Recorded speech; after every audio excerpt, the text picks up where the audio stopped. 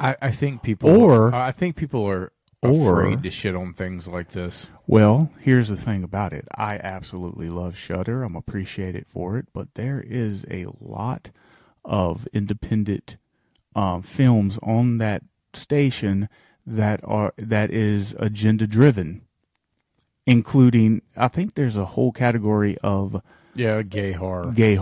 Which is fine. It's fine, but when you get something like this that is beating you over the head and like unnecessary. You're right. Like, it's unnecessary. Like, I don't give a fuck if she decides she falls in love with a girl at the end of the movie. Right, but make it make sense. Yeah, make it make sense. Well, my number 38, you probably have this a little further down on your list or whatever, but this movie was on Hulu, I believe it was, and it was a movie called No One Will Save You. And you've seen this movie too, so you can chime in. This movie is about a woman who lives out in this big old country house on the edge of town, and she's kind of a weirdo, to steal your line from earlier. And anyway, she goes into town and everything else, and she gets these sideways looks, and she runs into some people that obviously she's afraid to run into, and they treat her rather rudely at the time because we don't know what's going on. And she goes back home, and she's crying, and all this other stuff goes on. And then, you know, she goes to bed, and these big lights come on, and she gets waken up, and obviously it's one of these UFO alien type of things. They're trying to break into her house. It's very Sign-ish. You know what I mean? Yes. And for the first half of the movie, it's phenomenal. It's like, oh shit, these aliens are busting in. She's trying to barricade herself. Yeah. Is she going to survive through the night? Blah blah blah blah. Well, she does survive during the night, and then she goes back into town. That is the moment that this movie went fucking downhill. Oh my god, it went up like the fucking Hindenburg for me when I was watching this. It was like somebody just flipped the switch and said, "Fuck this shit, I'm out." Yeah, it's almost like it was directed by two different people. It's like, hey, I have directed the first 30, 45 minutes of the movie. First half of the movie. You finish it. Okay, well, let me go into town and everything else, and then we get hit with this backstory of how she accidentally killed, I don't know if it was her sister or best friend, whatever it was. Sister. She killed her when she was a kid. She didn't mean to, but she accidentally did it, and everybody hates her for it, and everybody gives her the side eye because, you know, she's a bitch for killing somebody. And that is mixed in. By the way, you still have the alien thing going on. Yeah. And so she's dealing with, it's all these mixtures, and they try to juggle these two storylines together, and it just comes out as a giant artsy-fartsy fucking mess. Anybody with a logical brain watches this knows that this is like giving somebody with Parkinson's disease a paintbrush and tell them to keep in the lines. It's like somebody painted the first half of the Mona Lisa, and then, like you said, and gave her a Ronald McDonald body. Oh my! Well, no, I was gonna say like painted the first half, you know, like famous painter, and then the second half you gave a 5-year-old a paintbrush and was like, "Here, finish this," and it's like, yeah. And I don't even know if I feel like giving this movie the respect as to actually explains what happens. Other than to just tell you that nothing really happens. I mean, everything that is supposed to happen, or everything that, you know, like, oh, the alien got her. The alien's going to kill her. Oh, the alien killed her. Oh, wait, she's back to life. Nothing that happens in the movie makes sense or is of any substance. Nothing is of substance. Everything can be reversed. What are we in the fucking Marvel universe here? Yeah, this movie was just... It was dog shit, and at the end of the movie... It was disappointing, honestly. I'll tell you, at the end of the movie, I guess she finally has... what I got from the film is this. the aliens finally took over the entire town, and to keep her happy, they have given her the reality that she wants, which is everybody to stop hating her and everybody embrace her and love her. And I think that's what the aliens have done. I think the aliens have taken over everything and given each individual their own fucked up reality, so everybody's happy, even though it's not real. Yeah, that's pretty much what I picked up, is that everybody pretty much got their, own happily ever after. And this movie went from an alien film to I killed my sister to the ending. She's twirling around. It looks like a fucking pasta commercial. Yeah, they're dancing and happy. We're happy and we're singing and we're dancing. Yeah, artsy fartsy. Yeah, no, this movie sucked. But sucked. Speaking of sucking, let's keep on sucking to 37. Number 37. Baby. I got Skinamarink. Well, I did not watch this, so you go God ahead. damn it! I tried so hard, people. I mean, the cult.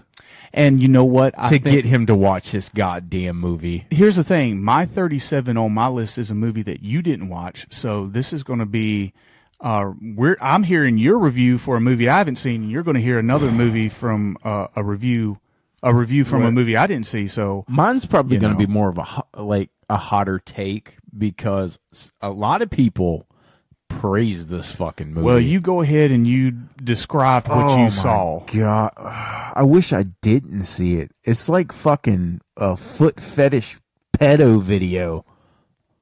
Like, I mean, wait. Feet.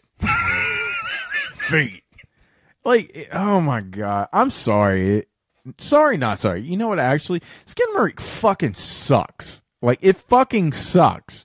It's weird angles and shots and ambiance and noises and weird distortion. Mama, are you there? And what you see is nothing.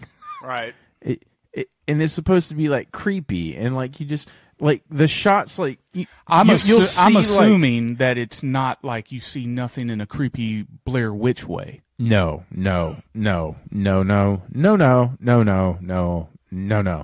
Like, okay, like I'll describe one of the scenes. It's like a kid for some reason's by himself watching TV because I guess the mom or something's possessed. I really don't know. But the shot is from underneath the couch looking up. Mm-hmm. So all you see is like kind of the TV right here.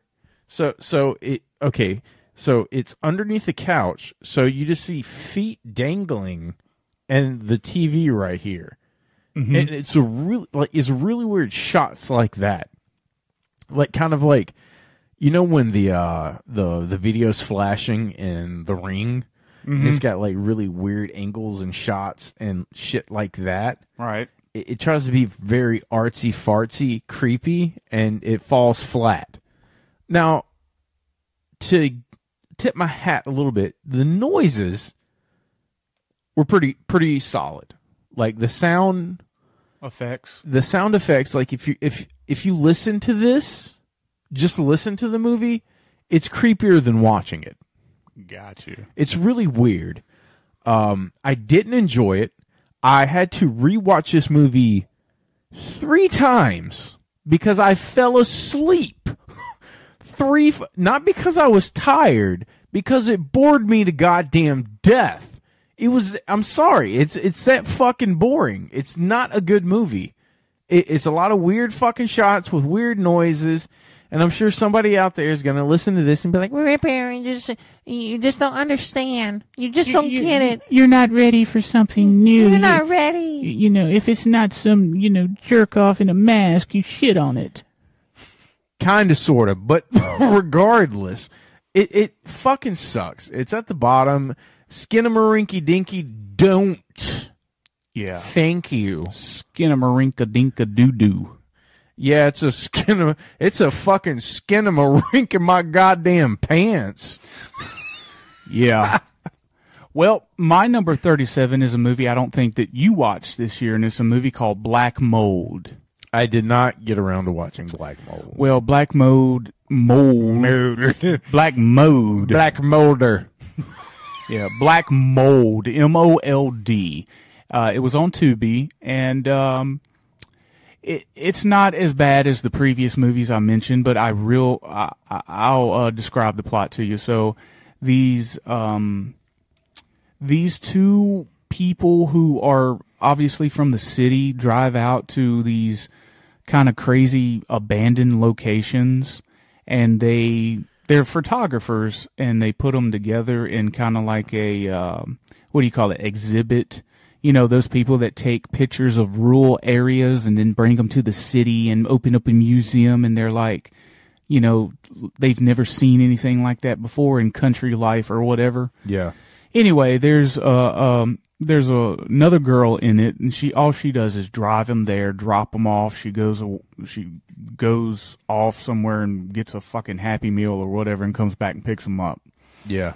And they go to several houses in the beginning of the film, and then they finally drop them off at like this old abandoned, I guess it's kind of like a military warehouse looking thing. Yeah. And they go in there, and they get quite a scare, because there's this like old homeless guy in there, and he's chasing them. And he's like, "Who sent you? You bastards found me, blah, blah, blah." Obviously, he's kind of off his fucking rocker, and he thinks, you know, that maybe the government has found him. Maybe he's hiding from something. This is what they're thinking. Anyway, cool heads prevail, and they get to talking, and he's, you know, he never really explains why he's there. He just says, "Yeah, I had to leave my wife and children behind because, you know, to keep them safe, because they are after me. They are after me." Well, who the fuck is they? Is the big question. Anyway, some weird shit starts happening around in the warehouse, and you soon find out that they is what the guy's talking about, is weird shit happening. Mm-hmm. The whatever, right? And the movie's called Black Mold because it's almost like you go into these abandoned buildings and you breathe in this nasty black mold, and it almost causes you to hallucinate. But when it causes you to hallucinate, it brings to life your worst fear. So that's an interesting concept. It's not pulled off right. I haven't finished. I know. It sounds like they take their time getting to the point. Oh, yeah, it's a boring film up until this point. And, like, one of her fears is something happened. Her father died, and she somehow blames herself. So a lot of her delusions are kind of leaning toward that. The guy is actually pretty funny because he has some of the stupidest fears, like werewolves and scarecrows. Oh, my God. And, of course, they do scenes with that, and they're like, you know what? Let's just band together. Our ride should come and pick us up. You know, she's outside. Okay, we're going. She's not out there. It's the place fucking with their mind, blah, blah, blah. Anyway, the guy sees the homeless guy. How can I explain this? The guy has a fucking delusion of the homeless guy transforming into a werewolf. So he's not really, but he's having the hallucination. Like, the girl is saying, "What the fuck's wrong with you?" And they're like, you can't see him? He's turning into a fucking werewolf. And they're like, "What the fuck's wrong with you?" So he kills the homeless guy. Mm-hmm. And then they fucked with the girl. The girl looks at the guy who just killed the homeless guy, and the guy's like, "Oh, you're next." And he turns into like this killer, and she fights back, and then it shoots to him, and he's like, "What are you doing? Stop it, stop it." But what she's seeing is, "Come on, you cunt. You can do better than that," you know, shit like that. So she kills him, and then she just kind of walks out at the end of the movie into like the sunset, and Yeah. Good concept, bad execution. It'd been kind of cool